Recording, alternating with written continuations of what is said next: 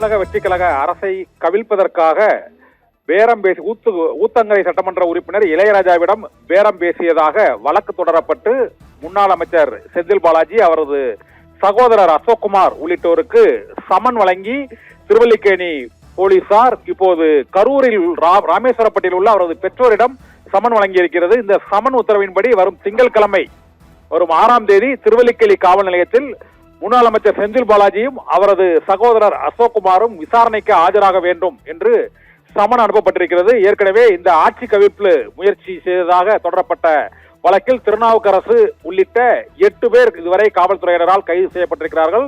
கைது செய்யப்பட்ட 3 பேரிடம் காவல்துறையினர் போலீஸ் காவலில் எடுத்தும் விசாரணை நடத்தி வருகிறார்கள். இந்த சூழ்நிலையில் அவர்கள் அளித்த வாக்குமூலத்தின் அடிப்படையில் முன்னாள் அமைச்சர் செந்தில் பாலாஜி மற்றும் அசோக்குமார் ஆகியோரின் உத்தரவின் பேரிலேயே தமிழக வெற்றி கழகத்தின் ஊத்தங்கரை தொகுதி சட்டமன்ற உறுப்பினர் இளையராஜா உள்ளிட்டோரிடம் பேரம் பேசப்பட்டதாகவும், பேரம் பேசியதில் அவர்கள் ஒத்துழைக்காமல் அவர்கள் அளித்த புகாரின் அடிப்படையில் இந்த வழக்கு தொடரப்பட்டிருக்கிறது.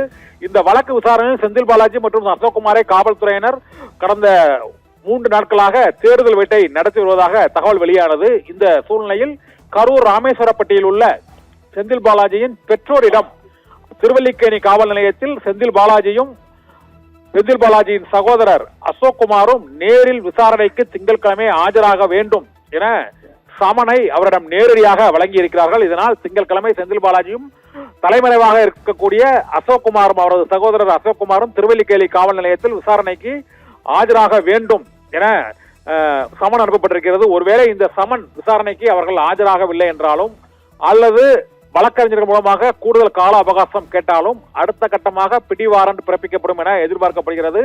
செந்தில் பாலாஜி மற்றும் அவரது சகோதரர் அசோக்குமார் இருவரும் திருவல்லிக்கேணி காவல் நிலையத்தில் நாளை மறுதினம் விசாரணைக்கு ஆஜராக வேண்டும் என்றும் ஆட்சி கவிழ்ப்பு வழக்கில் பல கோடி ரூபாய் ஊத்தங்கரை தொகுதி சட்டமன்ற உறுப்பினர் இளையராஜா மற்றும் பல்வேறு சட்டமன்ற உறுப்பினர்களிடம் அவர்கள் பேரத்தில் ஈடுபட்டார்கள் என்றும் செந்தில் பாலாஜிக்கு நெருக்கமான கரூரை சேர்ந்த இருவர் அந்த பேர பேசியதில் சம்பந்தப்பட்டிருப்பதாகவும் வழக்கு புகார் தொடரப்பட்டிருக்கிறது. இந்த தமிழகம் முழுவதும் பெரும் அரசியல் ரீதியாக சர்ச்சையை ஏற்படுத்திய மிக முக்கியமான இந்த ஆட்சி கவிழ்ப்பு வழக்கில் செந்தில் பாலாஜி, அவரது சகோதரர் அசோக்குமார் உள்ளிட்டோர் நாளை மறுதினம் திருவல்லிக்கேணி காவல் நிலையத்தில் விசாரணைக்கு ஆஜராக இருக்கிறார்கள். ஏற்கனவே கைது செய்யப்பட்ட 8 பேர் அளித்த வாக்குமூலத்தின் அடிப்படையில் இந்த சமன் வழங்கப்பட்டிருப்பதாக திருவல்லிக்கேணி போலீசார் இன்று தெரிவித்திருக்கின்றனர். நிகிதா.